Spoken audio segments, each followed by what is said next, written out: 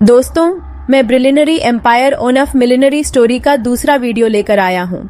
अगर आपने पहला वीडियो नहीं देखा है तो आपको वीडियो के कमेंट बॉक्स में लिंक मिल जाएगा। चलिए शुरू करते हैं। आकाश की प्रतिष्ठा और दुखद अंत। कार्यक्रम पूरे जोश और उत्साह से चल रहा था। मंच पर खड़ा आकाश अपने दोस्तों और परिवार के बीच घिरा हुआ था। तालियों की गड़गड़ाहट के बीच वंशिका ने गर्व भरी नजरों से उसे देखा और मुस्कुराते हुए कहा, तुम्हारी इस ऊंचाई को देखकर हम सबको गर्व हो रहा है। तुम्हारी मेहनत और सत्यनिष्ठा का फल तुम्हें मिला है। आकाश ने आत्मविश्वास से भरी मुस्कान दी और कहा, यह सब आप सबके सहयोग और प्यार के बिना संभव नहीं था। यह सफलता हमारी साझी है। अचानक समारोह में कुछ अजीब हलचल हुई। भीड़ के पीछे से किसी ने चिल्लाया, नीचे झुको। लेकिन इससे पहले कि कोई कुछ समझ पाता, तेज आवाज गूंजी, धाए। सारा हॉल स्तब्ध रह गया। आकाश के सीने पर खून का धब्बा फैलने लगा। वह धीरे धीरे अपनी जगह से लड़खड़ाया और मंच पर गिर पड़ा। वंशिका ने चिल्लाते हुए उसकी ओर दौड़ लगाई। आकाश, उठो। क्या हो गया? उसकी आवाज दर्द और घबराहट से कांप रही थी। आकाश ने कमजोर आंखों से वंशिका की ओर देखा। उसने कांपते हुए उसके हाथ को थामा और कुछ कहने की कोशिश की, लेकिन आवाज नहीं निकल सकी। उसकी आंखें धीरे धीरे बंद हो गईं। भीड़ में चीख पुकार मच गई। लोग इधर उधर भागने लगे। कुछ ने हमलावर को पकड़ने की कोशिश की, लेकिन वह भीड़ का फायदा उठाकर फरार हो गया। पुलिस और एम्बुलेंस तुरंत मौके पर पहुंची, लेकिन तब तक बहुत देर हो चुकी थी। आकाश, जो अपनी मेहनत और ईमानदारी के लिए जाना जाता था, एक रहस्यमय साजिश का शिकार हो गया। यह घटना न केवल वंशिका और आकाश के दोस्तों को गहरा झटका दे गई, बल्कि पूरे शहर के दिलों में एक दर्दनाक याद बनकर रह गई। अब सवाल उठता है, किसने और क्यों आकाश की जान ली? क्या यह ईर्ष्या थी, कोई पुरानी दुश्मनी, या कुछ और? अध्याय 2। आकाश का दुखद अंत और ध्रुव की रहस्यमयी शुरुआत। वेले का शहर गहरे शोक में डूबा हुआ था। आकाश की मौत ने न केवल उसके दोस्तों और वंशिका को बल्कि पूरे शहर को झकझोर कर रख दिया था। सभी के मन में एक ही सवाल था, आखिर किसने और क्यों आकाश की जान ली? क्या यह ईर्ष्या का परिणाम था, कोई पुरानी दुश्मनी, या फिर कुछ और? यह रहस्य सबके दिलों में एक दर्दनाक सवाल बनकर रह गया। दृश्य परिवर्तन। ध्रुव की कहानी की शुरुआत रात के 9 बजे थे। वेलिका शहर के पास के एक छोटे से गांव में ध्रुव अपने छोटे से 3 कमरों वाले घर में सो रहा था। तभी अचानक एक तेज आवाज सुनाई दी। ध्रुव अपने कमरे से उठकर बाहर आया और देखा कि उसके माता पिता हर्ष और नेहा भी जाग चुके थे और बाहर की ओर जा रहे थे। ध्रुव ने पूछा, क्या हुआ पिताजी? ये आवाज कैसी थी? नेहा बोली, तुम्हारे दादाजी का पुराना कमरा गिर गया है। हर्ष ने कहा, शायद बारिश के कारण दीवारें कमजोर हो गई थी, चलो काम का सामान निकाल लेते हैं। ध्रुव और हर्ष कमरे से एक चारपाई और एक संदूक बाहर निकालते हैं। सामान रखते हुए ध्रुव की नजर मलबे में पड़ी एक नुकीली चीज पर पड़ी। ये किसी छोटे पिरामिड जैसी लग रही थी। जिज्ञासावश उसने उसे उठाने के लिए झुकते ही उसे थोड़ा चुभ गया और उसका खून उस पर गिर गया। आह! ध्रुव के मुंह से निकला। नेहा ने पूछा, क्या हुआ बेटा? कुछ नहीं मां, थोड़ा चुभ गया, ध्रुव ने जवाब दिया और पिरामिड को अपनी जेब में रख लिया। लेकिन उसे यह नहीं पता था कि वह पिरामिड उसकी जेब से गायब होकर उसके शरीर में समा गया था। ध्रुव को सिर भारी भारी महसूस होने लगा, लेकिन उसने इसे नजरअंदाज कर दिया और सोने चला गया। दृश्य परिवर्तन। एक अजीब सुबह 4 बजे ध्रुव अचानक एक गंदी बदबू से जाग गया। उसने देखा कि उसकी पूरी बॉडी किसी चिपचिपे काले पदार्थ से भीगी हुई थी। घबराते हुए वह कपड़े लेकर गांव के तालाब की ओर नहाने चला गया। नहाने के दौरान उसे गांव के पुजारी जी मिले। प्रणाम दादा, ध्रुव ने झुककर कहा। खुश रहो बेटा, आज इतनी सुबह? पुजारी जी ने पूछा। ध्रुव ने जवाब दिया, बस यूं ही दादा, नींद जल्दी खुल गई। पुजारी जी मुस्कुराए और आगे बढ़ गए, लेकिन ध्रुव को रात की घटना याद आ रही थी। घर लौटते समय उसे फिर से शरीर पर काले पदार्थ की परत महसूस हुई। दृश्य परिवर्तन। दोबारा नहाने के बाद ध्रुव तालाब के पास एक पेड़ के नीचे आराम कर रहा था। चारों ओर सन्नाटा था। तभी उसे अचानक एक लड़की की आवाज सुनाई दी। आह, ये मैं किसकी चेतना में आ गई हूं? ध्रुव चौंक कर खड़ा हो गया। कौन है? कौन बोल रहा है? उसने इधर उधर देखा लेकिन कोई नजर नहीं आया। वह आवाज फिर आई। तुमने कुछ ऐसा जागृत कर दिया है जो सदियों से सोया हुआ था। सावधान रहो ध्रुव। ध्रुव का दिल तेजी से धड़कने लगा। यह आवाज किसकी थी और चेतना में आने का क्या मतलब था? ध्रुव अनजाने में ऐसे का हिस्सा बन चुका था जो आकाश की मौत से जुड़ा था और जिसके जवाब उसके जीवन को हमेशा के लिए बदल सकते थे। आगे जारी।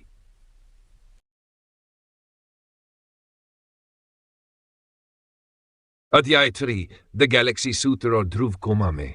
कौन बोल रहा है? सामने आओ। ध्रुव ने घबराहट के साथ कहा। उसके सामने सिर्फ जंगली झाड़ियां और शांत तालाब दिख रहे थे। इस बच्चे ने डिवाइन कोर को अवशोषित कर लिया है। एक लड़की की गूंजती हुई आवाज सुनाई दी।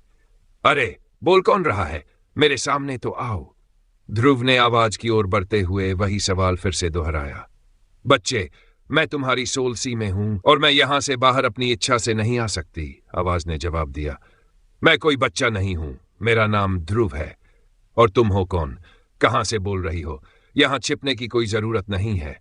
ध्रुव ने सवालों की जड़ी लगा दी और पास के तने से टिक कर बैठ गया। डरो मत ध्रुव, मैं तुम्हारे सोल सी में हूं। सोल सी वह स्थान है जहां इंसान अपनी आध्यात्मिक ऊर्जा जमा करता है। इसका मतलब है कि मैं तुम्हारे शरीर के अंदर हूं। आवाज ने शांत लहजे में कहा। क्या बकवास कर रही हो? तुम मेरे शरीर में घुसी ही क्यों? बाहर निकलो। ध्रुव ने डरते हुए चिल्लाकर कहा। बेवकूफ लड़के, मैं तुम्हारे शरीर में अपनी इच्छा से नहीं हूं। तुमने डिवाइन कोर को अवशोषित कर लिया है। मेरी बहन ने मुझे मंत्रों की सहायता से डिवाइन कोर से बांध रखा था, इसलिए मैं भी तुम्हारे सोल सी में आ गई हूं।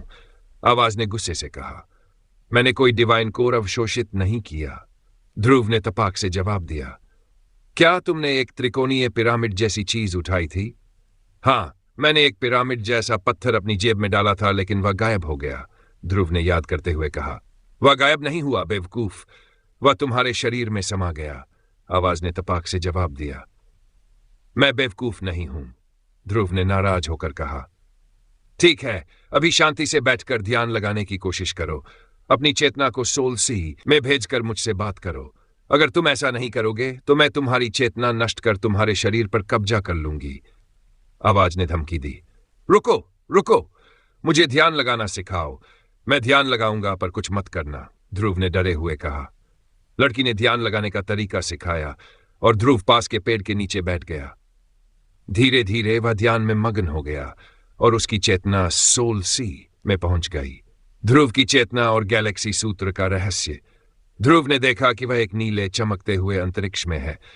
चारों ओर देखते हुए उसकी नजर एक बेहद खूबसूरत लड़की पर पड़ी। लड़की दूध सी गोरी, सुनहरे बालों वाली और बड़ी बड़ी आंखों के साथ अद्भुत लग रही थी। मुझे घूरना बंद करो और मेरी बात सुनो, लड़की ने कड़क आवाज में कहा। कौन हो तुम और यहां कैसे पहुंची? ध्रुव ने पूछा। मेरा नाम यामिनी है। मैं तुम्हारे डिवाइन कोर की वजह से तुम्हारे सोल सी में आई हूं। अब तुम्हारे पास दो विकल्प है। पहला, मैं तुम्हारी चेतना नष्ट करके तुम्हारे शरीर पर कब्जा कर लूं। दूसरा, तुम मुझे अपना मास्टर बनाओ और मैं तुम्हें मार्शल आर्ट्स की साधना सिखाऊंगी। ठीक है, मैं तुम्हें अपना मास्टर मान लेता हूं, पर तुम मुझे सिखाओगी क्या? ध्रुव ने पूछा। मैं तुम्हें तिलस्मी वस्तुएं बनाना, जादुई हथियार बनाना और गैलेक्सी सूत्र सिखाऊंगी।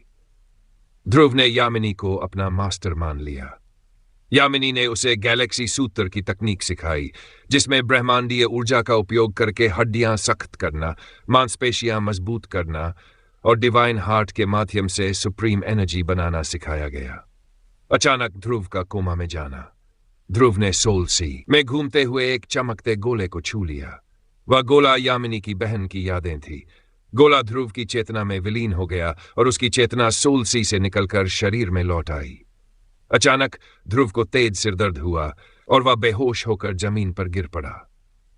ध्रुव के माता पिता की चिंता, ध्रुव को शाम तक होश नहीं आया। गांव के पुजारी ने उसे तालाब के पास बेहोश पाया और घर वालों को सूचना दी। ध्रुव के पिता हर्ष और पड़ोसी विक्रम उसे वेलिका सिटी हॉस्पिटल लेकर गए। डॉक्टर ने बताया कि ध्रुव एक प्रकार के कोमा में है। डॉक्टर साहब, मेरे बेटे को होश कब आएगा? हर्ष ने चिंतित होकर पूछा। इसमें कुछ कहा नहीं जा सकता। यह एक लंबी बेहोशी हो सकती है। आपको ध्रुव का ख्याल घर पर रखना होगा, डॉक्टर ने कहा। ध्रुव का संघर्ष और नई शक्ति। घर लौटकर ध्रुव के माता पिता उसकी देखभाल करने लगे। बेहोशी की हालत में ध्रुव को यामिनी की बहन की यादें और उनका जान मिलने लगा। उसकी मानसिक क्षमता बढ़ गई थी और वह नई तकनीकें समझने लगा। क्या ध्रुव अपनी बेहोशी से बाहर आ पाएगा? क्या गैलेक्सी सूत्र की तकनीक उसे नई शक्तियों के लिए तैयार करेगी? आगे के अध्याय में यह सब पता चलेगा।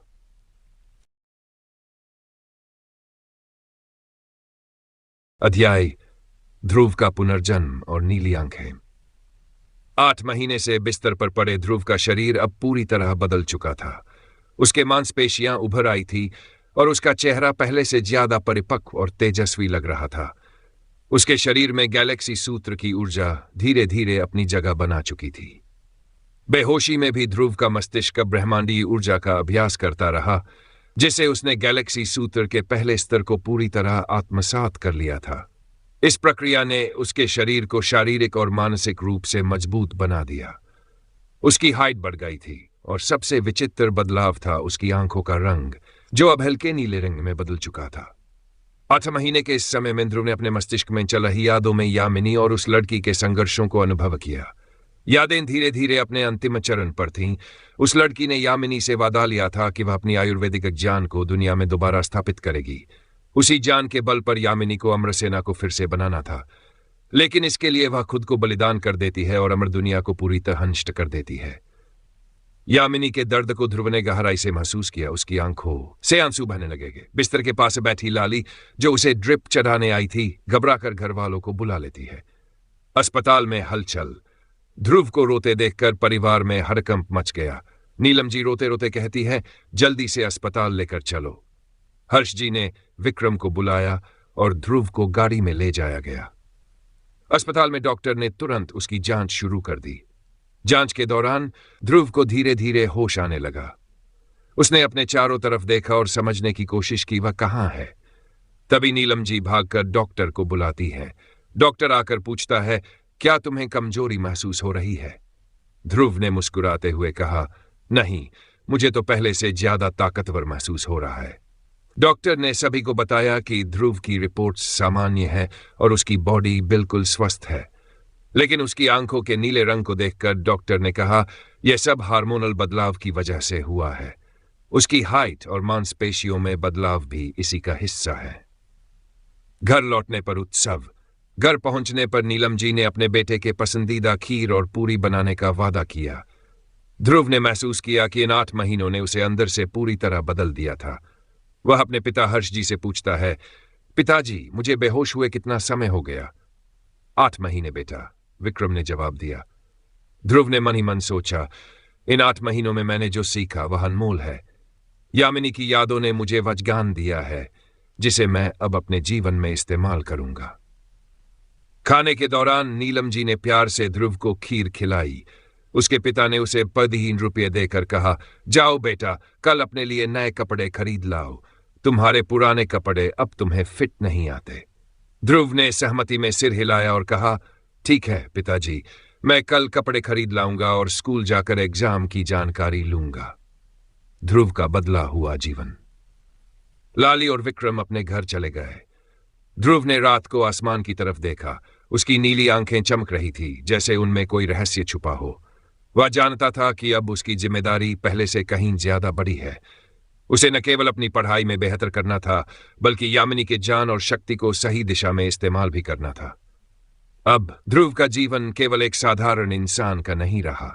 वह उन अद्भुत शक्तियों और ज्ञान का स्वामी बन चुका था, जिनसे वह न केवल अपने परिवार का बल्कि दुनिया का भी भला कर सकता था।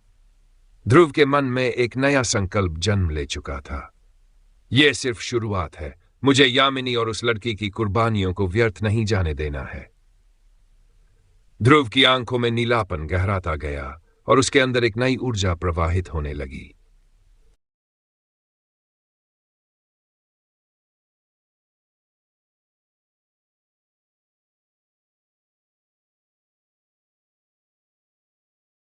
अध्याय 8।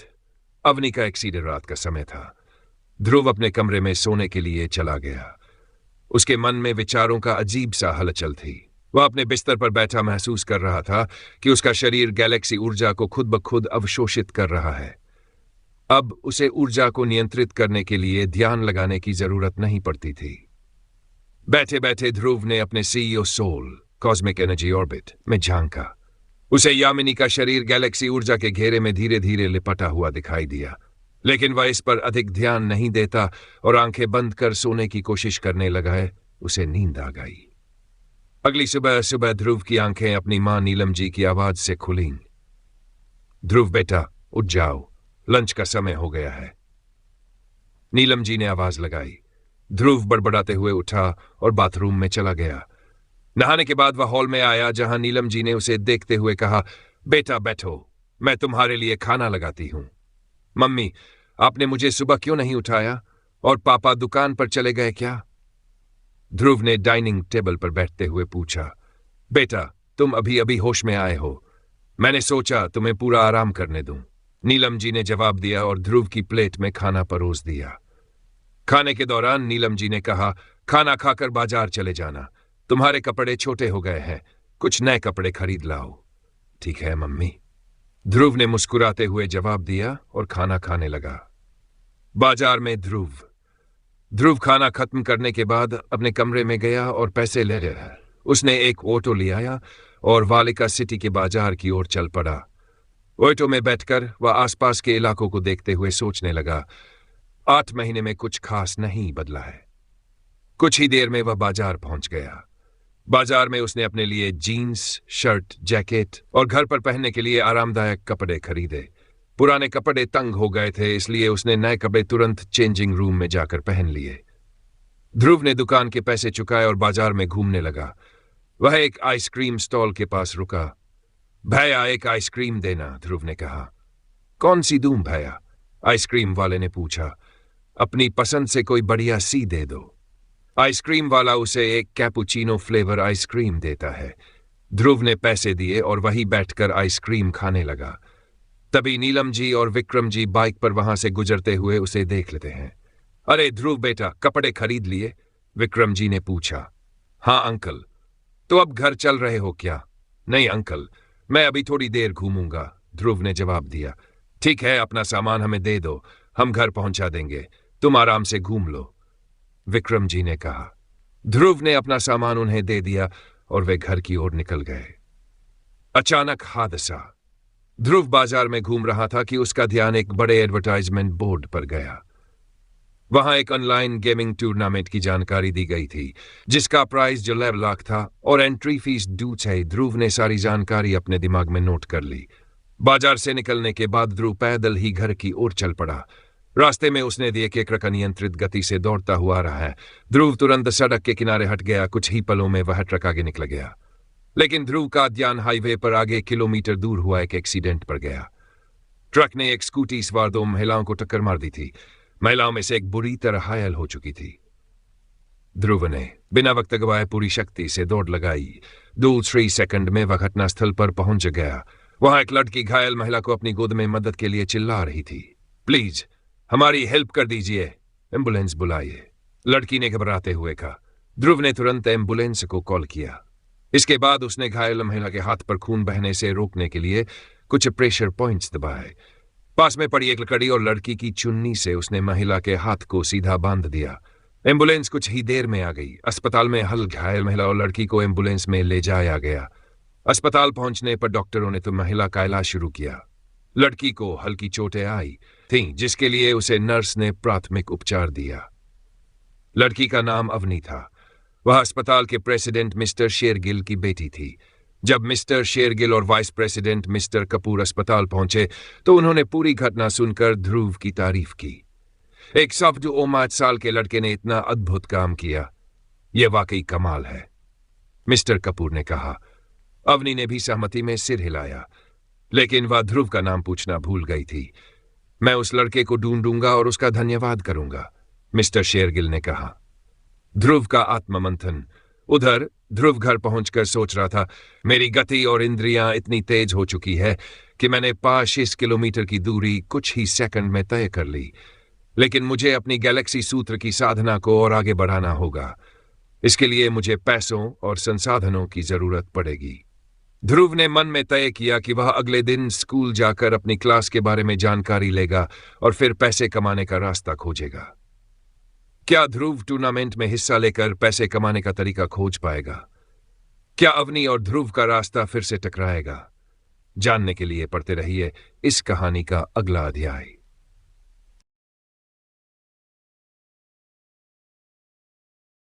अध्याय स्कूल में चुनौती। शाम का समय।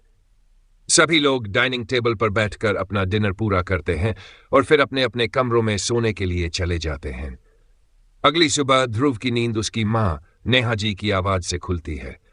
ध्रुव बेटा, फ्रेश हो जाओ और जल्दी नीचे आ जाओ, रेडी होकर, नेहा जी ने नीचे से चिल्लाकर कहा। ध्रुव उठकर फ्रेश होकर तैयार होता है और अपना बैग लेकर नीचे डाइनिंग एरिया में पहुंच जाता है। बैग को टेबल पर रखते हुए वह नाश्ते के लिए बैठ जाता है। नेहा जी ध्रुव और उसके छोटे भाई अर्जुन को नाश्ता सर्व करती हैं। नाश्ते के दौरान अर्जुन कहता है, भैया आप तो इतने दिनों बाद स्कूल जा रहे हो, मैं तो सोच भी नहीं सकता इतने दिनों बाद वहां क्या होगा। ध्रुव हंसकर जवाब देता है, देखते हैं अर्जुन, शायद कुछ नया और दिलचस्प हो। नेहा जी कहती है, बेटा कोई परेशानी हो तो फोन करना। जी मम्मी, चिंता मत करो, ध्रुव ने मुस्कुराते हुए कहा और नाश्ता पूरा करके स्कूल के लिए निकल गया। ध्रुव पैदल ही स्कूल की ओर बढ़ता है। लगभग 20 मिनट की दूरी तय करके वह वेलिका इंटरनेशनल स्कूल के गेट पर पहुंचता है। जैसे ही वह स्कूल में दाखिल होता है, आसपास के बच्चे उसे देखकर हैरानी और उत्सुकता से बातें करने लगते हैं। अरे ये ध्रुव है क्या?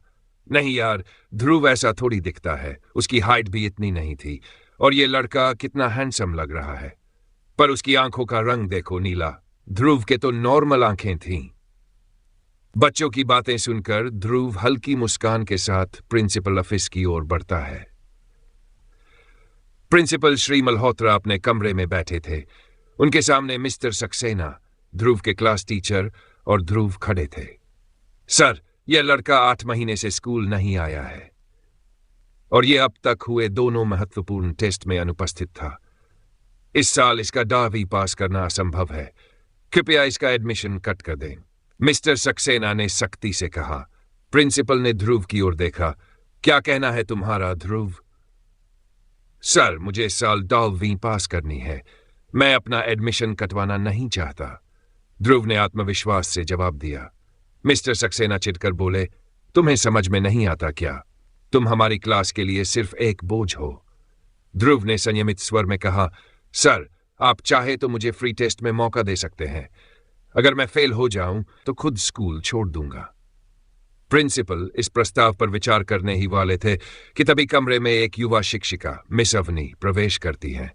सर, इस छात्र को मेरी क्लास में ट्रांसफर कर दीजिए, मिस अवनी ने आग्रह किया। मगर अवनी, यह बच्चा 8 महीने से स्कूल नहीं आया है और यह फ्री टेस्ट में पास नहीं हो सकता, मिस्टर सक्सेना ने व्यंग्य करते हुए कहा। यह मेरी चिंता है, इसका प्रदर्शन अब मेरी जिम्मेदारी होगी, अवनी ने दृढ़ता से जवाब दिया। प्रिंसिपल ने सहमति में सिर हिलाया। ठीक है, इसे आपकी क्लास में ट्रांसफर कर दिया जाएगा। चुनौती का सामना। ध्रुव ने मिस्टर सक्सेना को चुनौती दी, अगर मैं फ्री टेस्ट में पास हो गया तो आपको स्कूल छोड़ना होगा। मंजूर है, मिस्टर सक्सेना ने गुस्से में कहा। इसके बाद ध्रुव क्लास में चला गया। उसकी नई क्लास में लड़कों को जलन हो रही थी, जबकि लड़कियां उसकी आकर्षक पर्सनालिटी पर फिदा थी। अवनी ने क्लास को ध्रुव से परिचित कराया। शाम को घर पहुंचकर ध्रुव ने अपनी मां को दिन भर की बात बताई। नेहा जी चिंतित होकर बोली, बेटा फ्री टेस्ट मुश्किल होंगे, क्या तुम तैयारी कर लोगे? मम्मी आप चिंता मत करो, मैं अच्छे से तैयारी कर लूंगा, ध्रुव ने भरोसे से कहा। अपने कमरे में जाकर ध्रुव ने किताबें पढ़नी शुरू की। उसकी फोटोग्राफिक मेमोरी के कारण वह तेजी से पढ़ाई कर रहा था। चेस टूर्नामेंट की तैयारी के बीच ध्रुव को मार्केट में देखा गया चेस टूर्नामेंट याद आया। वह तुरंत अपने फोन पर टूर्नामेंट के लिए रजिस्ट्रेशन करता है। यह टूर्नामेंट अगले दिन वालिका सिटी चेस एसोसिएशन में आयोजित होना था। ध्रुव ने सोचा, अगर मैं ये टूर्नामेंट जीत गया तो यह पैसा मेरी भविष्य की जरूरतों के लिए मददगार होगा। तो क्या ध्रुव इस टूर्नामेंट को जीत पाएगा और क्या वह फ्री टेस्ट में मिस्टर सक्सेना को हराकर अपनी प्रतिष्ठा बचा पाएगा? अगला अध्याय, chapter 6, the chess grandmaster Dhruv. अगले दिन ध्रुव पूरी तैयारी के साथ वालिका सिटी के चेस एसोसिएशन बिल्डिंग में पहुंचता है। वहां चारों ओर भीड़ थी। रिसेप्शन पर जाकर वह विनम्रता से पूछता है, क्या आप मुझे बता सकती है कि चेस टूर्नामेंट कहां हो रहा है? सामने खड़ी रिसेप्शनिस्ट थोड़ी हैरान होकर ध्रुव की ओर देखती है, लेकिन जल्दी ही उस ऑडिटोरियम नंबर 3 का रास्ता बता देती है। ध्रुव अपने फोन में सीट नंबर देखता है, 7। वह ऑडिटोरियम में जाकर अपनी सीट पर बैठ जाता है। वहां फीसद खिलाड़ी थे जो टूर्नामेंट में हिस्सा ले रहे थे। टूर्नामेंट का आगाज, जैसे जैसे टूर्नामेंट शुरू हुआ, ध्रुव ने अपने विरोधियों को एक एक करके हराना शुरू कर दिया। पहले राउंड में उसका सामना एक अनुभवी खिलाड़ी से हुआ जिसने शुरुआत में ध्रुव के मोहरे बाहर कर दिए, लेकिन जैसे ही ध्रुव ने अपनी अगली चाल चली, उसने विरोधी को चेकमेट कर दिया। पूरा हॉल उसकी इस चाल से सन्न रह गया। हर राउंड के साथ ध्रुव की चालें और भी अद्भुत होती गई। दूसरे राउंड में भी उसने अपने विरोधी को हराया। हर बार की तरह वह अपनी चालों से सभी को चौंका रहा था। आखिरी राउंड तक केवल मैथ खिलाड़ी बचे थे। अब उन्हें सीधे चेस ग्रैंड मास्टर से खेलना था। नियम यह था कि जो खिलाड़ी ग्रैंड मास्टर को हराएगा उसे ग्रैंड मास्टर का खिताब मिलेगा। ध्रुव का मुकाबला ग्रैंड मास्टर से। ध्रुव का सामना अब उस ग्रैंड मास्टर से था जिसने लगभग हर मुकाबले में जीत हासिल की थी। जैसे ही खेल शुरू हुआ, दोनों के बीच एक गहरी रणनीतिक लड़ाई छिड़ गई। शुरुआत में ध्रुव ने अपने प्यादों को सही स्थिति में रखा। ग्रैंड मास्टर ध्रुव की चालों से प्रभावित होने लगा। आखिरकार एक ऐसा पल आया जब ग्रैंड मास्टर ने खेल छोड़ दिया। उसने ध्रुव से हाथ मिलाते हुए कहा, तुम्हारी प्रतिभा अविश्वसनीय है, मैं हार मानता हूं। पूरा हॉल तालियों की गड़गड़ाहट से गूंज उठा। ध्रुव को विजेता घोषित किया गया और उसे ग्रैंड मास्टर का खिताब दिया गया।